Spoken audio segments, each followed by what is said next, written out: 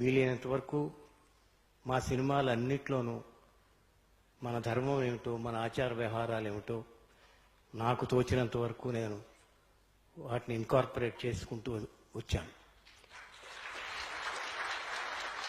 నాకు తెలిసిన ధర్మం, నాకు తెలిసిన ఆచారం మాతృదేవోభవ, పితృదేవోభవ, ఆచార్య దేవోభవ, అతిథి దేవోభవ అనేటువంటి మాటలు నాకు తెలుసు అంతే. మదర్స్ డే, ఫాదర్స్ డే ఇవన్నీ మామూలుగా కొన్ని కులాల్లో శర్మని పెడతారు, అప్పుడే అలా పేరు పెట్టి పిలుస్తారు. అలా కాదు, నిత్యము తల్లిని పూజించాలి, తండ్రిని పూజించాలి, గురువుని పూజించాలి, అతిథిని పూజించాలని నేర్చుకున్నటువంటి నా పాలసీ, నా థియరీ.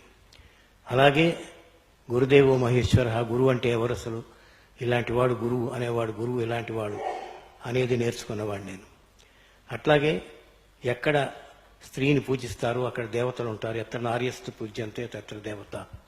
ఇవన్నీ నేను నేర్చుకున్నవి ఈ సెమినార్ల వల్ల, వాటి వల్ల నేను నేర్చుకోలేదు. తాతలు, అమ్మమ్మలు వాళ్ళ దగ్గర నేర్చుకున్నటువంటి ఒక యుగానికి సంబంధించిన మనిషిని నేను. ఇవాళ ఏమవుతుందంటే ఆ తాతలు, ఆ అమ్మమ్మలు దగ్గరికి పిల్లలు చేరే అవకాశమే లేకుండా పోతుంది. మనం చేయవలసిన ముఖ్యమైన పని ఏమిటంటే వాళ్ళిద్దరి మధ్యన మళ్ళీ సంబంధాన్ని పెంచడానికి ఏదైనా ఏర్పాటు ఉందేమో చూడండి. వాళ్ళ దగ్గర నేర్చుకున్నటువంటి నీతులు కానీ, ధర్మాలు కానీ మనం ఇంకెక్కడ ఈ సెమినార్స్లో ఎక్కడ, అంటే సెమినార్ గురించి నేనేమి కామెంట్ చేయట్లేదు, మీరు చాలా మన్నించాలి నన్ను. వాళ్ళు నేర్పినవి ఎంత, ఈ రోజున ఎంత 19 సంవత్సరాల వయసులో నేను చెన్నై వెళ్ళాను. దరిద్రమైన ఉద్యోగం, సినిమా ఉద్యోగం. ఎన్ని ఆకర్షణలు ఉన్నాయో చెప్పలేను.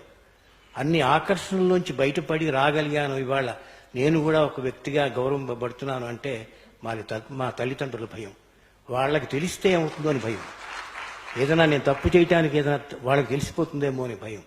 అలాంటి భయం ఉన్నప్పుడు, పాపభీతి ఉన్నప్పుడు మనం సన్మార్గంలో వెళ్ళటానికి చాలా సులువైపోతుంది.